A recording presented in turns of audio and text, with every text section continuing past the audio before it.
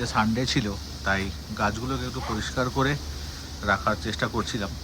আর বিকেলবেলা আমরা দুজনে গিয়ে একটা হ্যারিকেন কিনে নিয়ে এসেছিলাম জাপানি মার্কেট থেকে। আগেকার দিনে জাপানে এইরকম টাইপের হ্যারিকেনগুলোই ইউজ করতো ওরা, সেই জন্য দেখে খুব ভালো লাগলো। আর সঙ্গে সঙ্গে ওটা একটা নিয়ে নিলাম বাড়ির জন্য।